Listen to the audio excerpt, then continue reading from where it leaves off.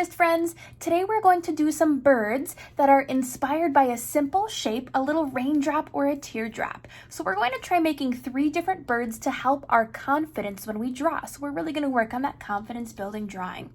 So first we're going to start with a teardrop shape. And if you remember how a teardrop goes, we start kind of like a point and then we come round at the bottom when we come back up to a point. So we're going to make 3 of those, and they can be different sizes. One could be really big, some could be a little bit smaller, because we're going to try 3 different kinds of birds. So let's start up here with the first one, and we are going to make a little blue jay.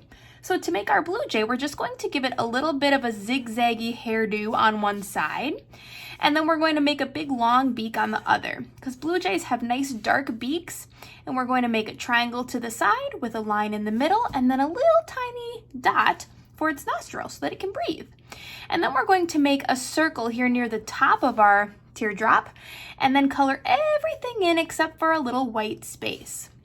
Then we're going to make the wing of our blue jay. So for this, we're going to find a spot close to the bottom of our teardrop and make a curved line up to the top. And then you can make a little wiggly or a little wavy line in the middle. That's going to help to separate the colors for our blue jay. Now we need the tail feathers for our blue jay. So we're going to come down with 2 parallel lines. Here's 1, here's 2, and then a wavy line at the bottom. And then I'm going to make 3 slightly arched lines similar to maybe a gentle rainbow line in the tail.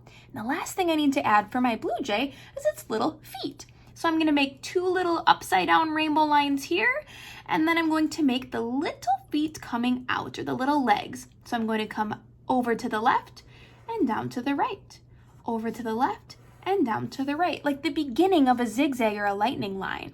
And then I'll give it 3 little toes on the bottom. Now I'm going to try making a cardinal, and my cardinal will be over here. And I'd like my cardinal to face the other bird. So I'm going to start by giving it that zigzag mohawk on one side. I'm going to give it a little beak, and I'm going to make this one a little wider, so it's that kind of arrow shape to the side.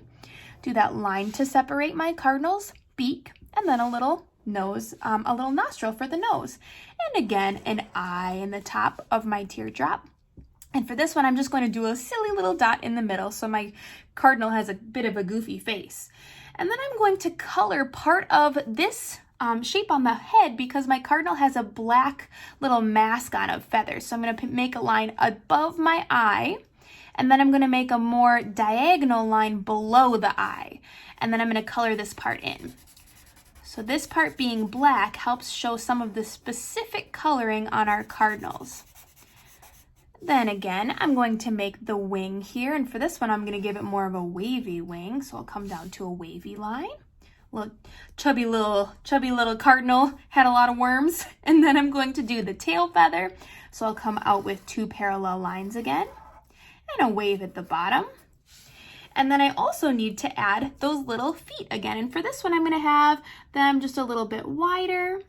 And again, coming to the back first, like this, and forward, back, and forward. And I'll try these little claws more curved, like it's hanging onto a branch. Okay, and for the last one, I've got my blue jay here, got my robin here. I'm going to do a teardrop shaped, this is a cardinal. I'll do a teardrop shaped robin here. And for this one, I'm going to have it facing in. So I'll give it a nice little headdress here so that it has more of some feathers on the side. I'm going to go ahead and give it a little eye at the top of my teardrop. And I think here I'm going to color again, most of it dark, so that I have a little bit white. In fact, maybe I'll leave 2 little highlights in there just to give it some more kind of cute little eyes. And then my robin needs a beak, so again to the side with 2 little lines to make the beak. And you can open that up with another line in the middle to separate it, and a little dot for that nostril. And then I need my robin's red breast, which is a nice big arch. So actually, I think first I'm going to do this part of the wing. So give it that little wave and come back up. And then a nice big half circle for the belly of my robin. And then a tail again, where we have 2 lines coming out the back here and a wiggle at the bottom. And then lastly, we're going to attach those little feet. Okay, so I'm going to come back and forward, and then those little arched claws at the front. Now, all of my birds are sort of floating in space right now, so I can totally attach them to some branches so that they're not just flying in space. So for this, I'm going to make a line from each bird, or I could have them going off the top of my page. So it actually looks like, to me, maybe these two birds want to be on a branch, and this one I might make on a branch. So as long as the two lines that I make for my branch are touching the feet of my birds, it's going to look like they're on a branch. So I'm going to start right here, go through this line, make a little branch here, and come and pick that one up, then come up the top. And again, curve here, make a little branch here, and then come off the top. And I like to kind of split these little branches up a little bit too, so they don't always look exactly the same.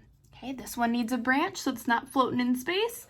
And I'm going to do a branch here, maybe stop my branch here to connect to this bird, and just go ahead and end that one. So now I've got some branches for my birds to be standing on, and I can add a few more branches in the back if you'd like, or just call it good.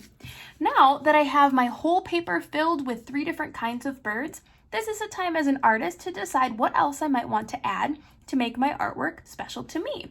So perhaps I'll add a few more details to my birds, making some patterns, maybe making some little things that repeat inside my birds' feathers, or something to make them look a little bit more special. Or I could even just add some details like some berries or leaves, or something just to make sure my birds have something to eat. So now that I have my details done, I'm going to go ahead and simply color my drawing using any art tools that I have around me. Markers, crayons, colored pencils, oil pastels, anything will work. And be sure to color nice and dark so you can see your details from far away. Time to color!